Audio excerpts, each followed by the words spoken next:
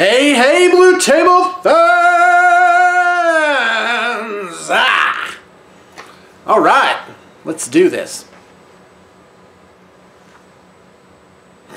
I think that's gonna be my new intro. No noise, just this.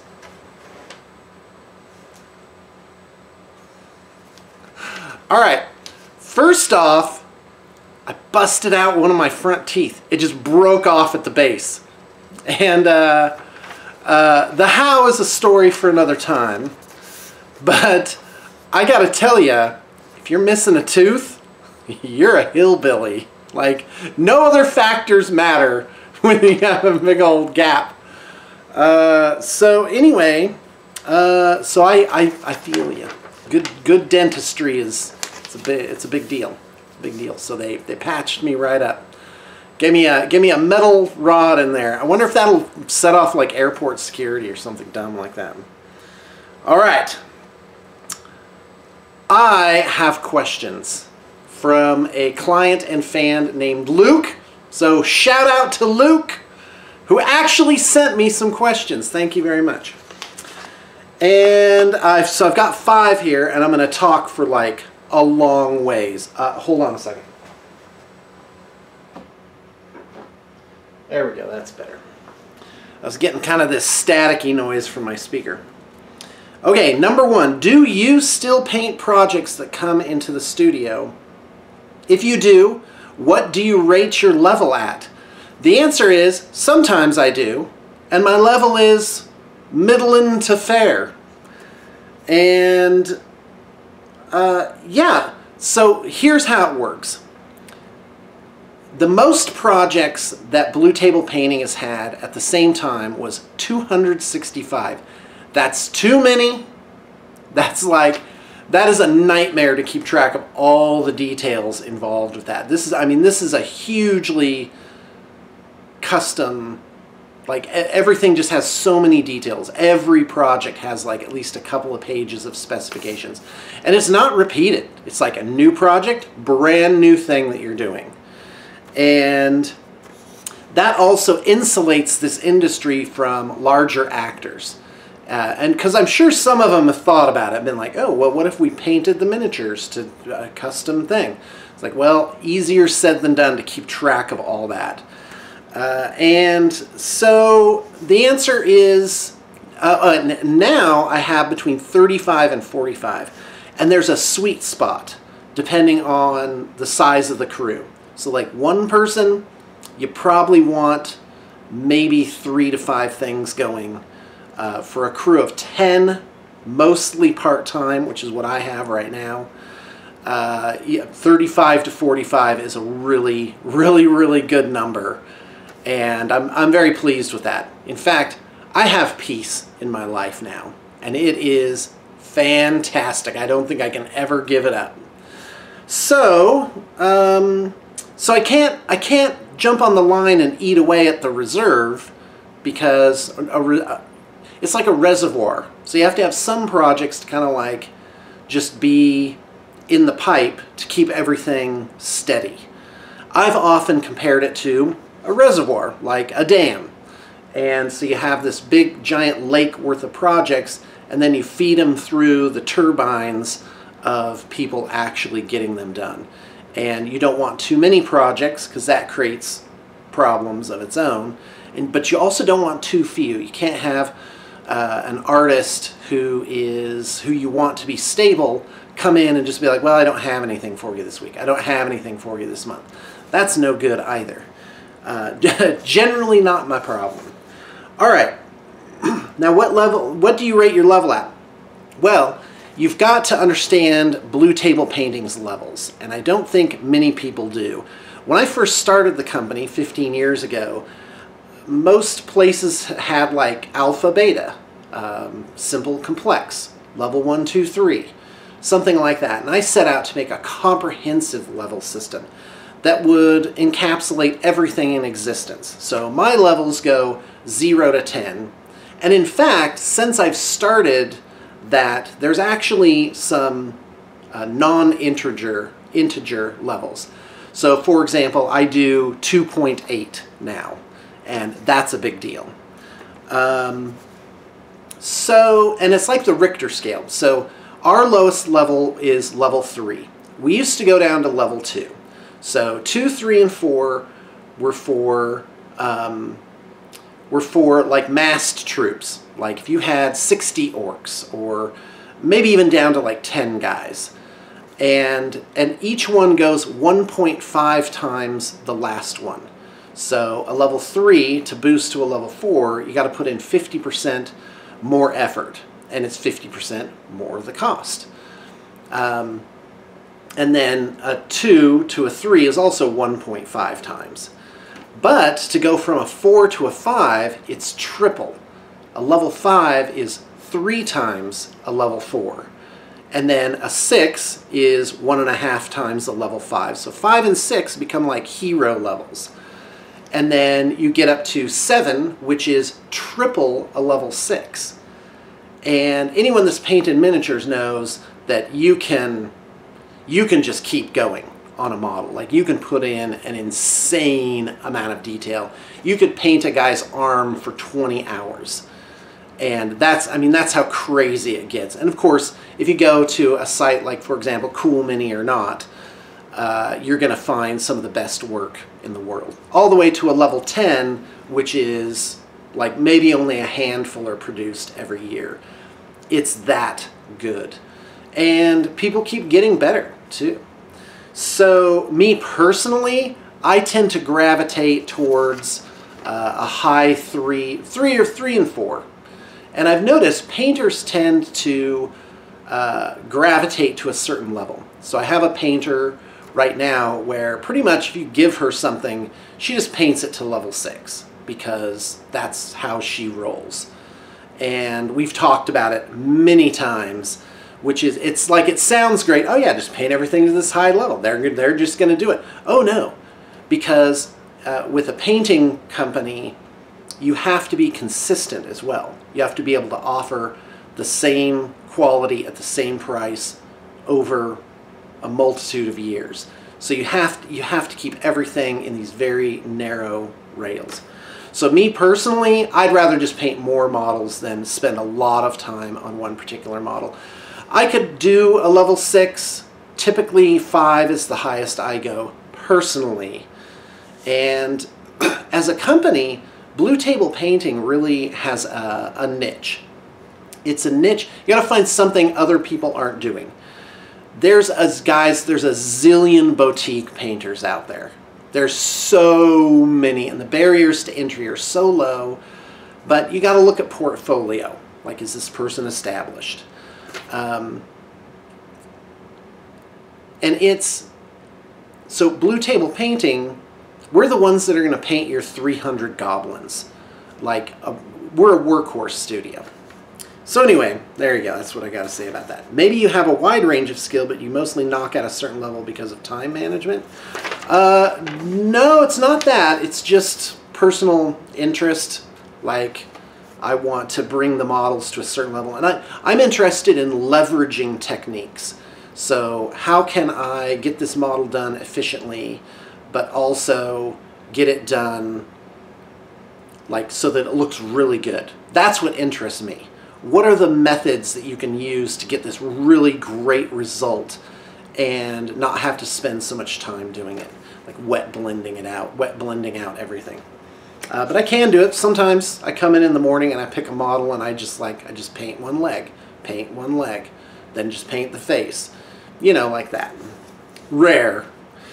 Okay, question number 2. So I hope you guys got something out of that. I could talk for hours. I mean, I started Blue Table Painting when I was 35, and I've been doing it 15 years. So that's kind of the heart of my life.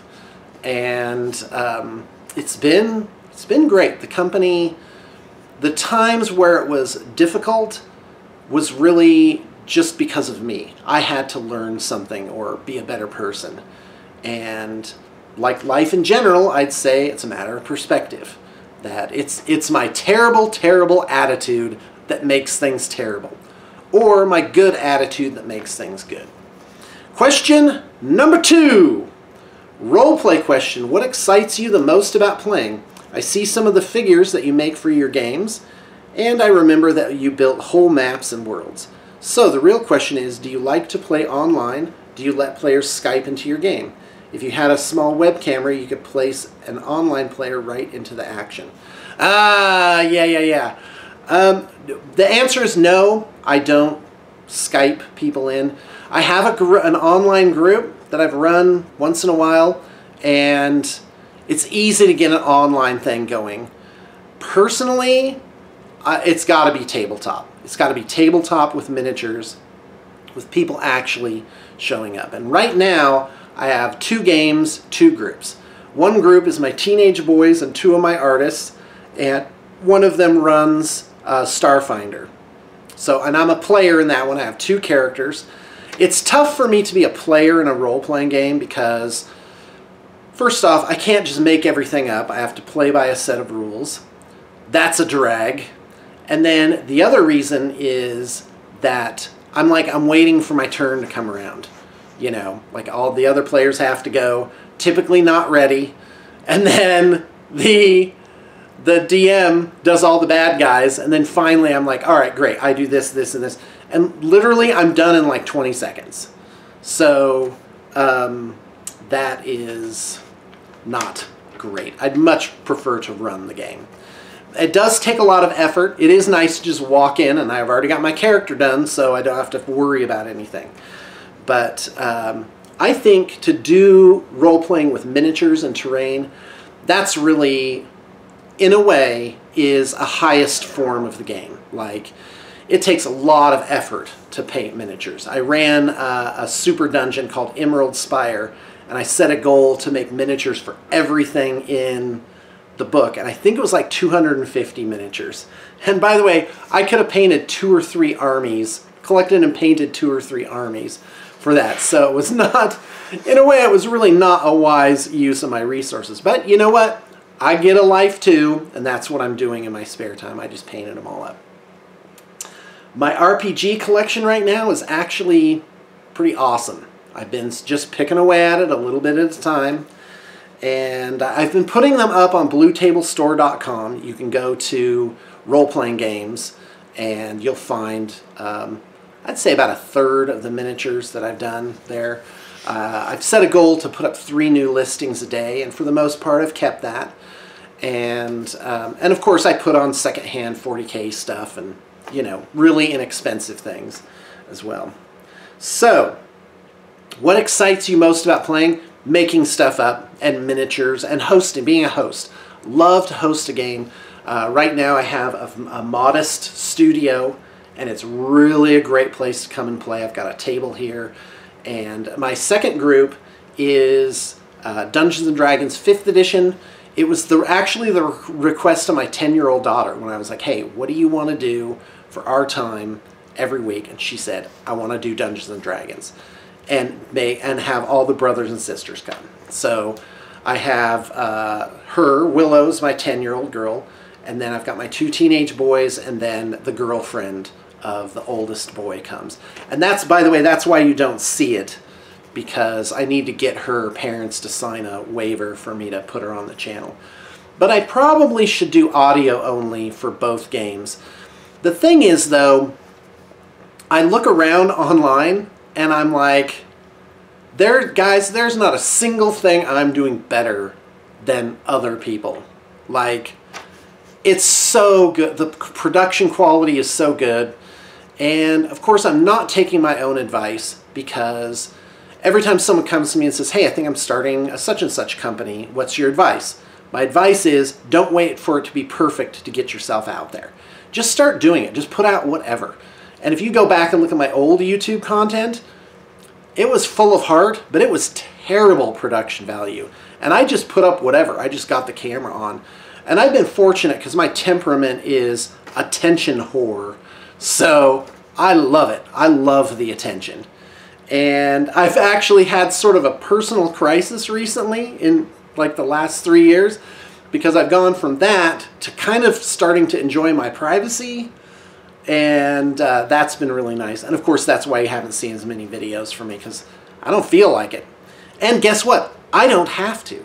I already have this great client base, and as long as I'm taking care of them and answering the emails and making sure the work is done, guess what? I don't have to go out and flail my arms or worry that I'm not going to make the numbers for the month. I just have my peaceful, peaceful life. Oh my gosh, thank you. Whew. It's beautiful. And in a way, I'm really living an ideal life according to how I would like it. I have visions. I wouldn't say ambitions. I don't feel like I have to make anything happen. But I do have things I'd like to do. I'd like to have a more extensive setup. I'd love to have a giant reserve of resources to just draw from and just do the projects that I'm interested in. So that would be amazing. All right. Yeah, so that's the deal. That's the deal with role-playing. Okay, 3, would you be willing to do more highlights or updates of your D&D games? Let us know what's going on in your other life/world. Okay, so the first item, D&D games, yes, I should start recording them. They are actually really good. We have a lot of fun with them. I just need to get that waiver, and you know, but I've actually started recording them many times, and I'm just like, oh, this is just terrible, you know? And I just end up not putting up anything, which is not great. What's going on in your other life world? Well, I hope I'm answering the right question, but as you guys know, I started Blue Table Painting in California, in my garage, in the San Francisco Bay Area. I was only there for about 6 months doing that. Before that, I was a teacher. And then 6 months, and then my now ex-wife, we moved to Utah. She has relatives out here, and we moved to small town Utah to a place called Spanish Fork, which is really a slice of heaven. Just an amazing place. I had a great time there. Wonderful house. It was just a tremendous experience. And my company grew and grew and grew. And there was a point, though, where it was too much. It was too much for one man, and doing more and more and more didn't seem like more and more and more fun. And so, of course, kind of at the same time, right around October 2014, I started making some transitions in my life. 2015 was the year where I was just divorced. I was living in the studio. The last studio I had in Spanish Fork was 10,000 square feet. I had put a lot of money into it to renovate it, and it was really amazing, but in the end, it wasn't great. It wasn't, like, I tasted something and I was like, you know what? I don't want this, I want something different. And I moved to Salt Lake City. Again, I was just divorced, and let me tell you, that is a really delicate time in a person's life. Like, you think you're going to be married 20 years and then all of a sudden everything's just going to transition wonderfully and smoothly. Well, mine did for the most part, but guess what? It's going to affect you. And it affected me very much. I was just, in many ways, really in a tailspin. And also moving to a new city, moving to a metropolitan area. And by the way, I love it in Salt Lake. This is the best. Oh, and here we go. All right, I'm going to have to cut this off for a part 2, and we'll talk more about Salt Lake divorce and getting something new set up.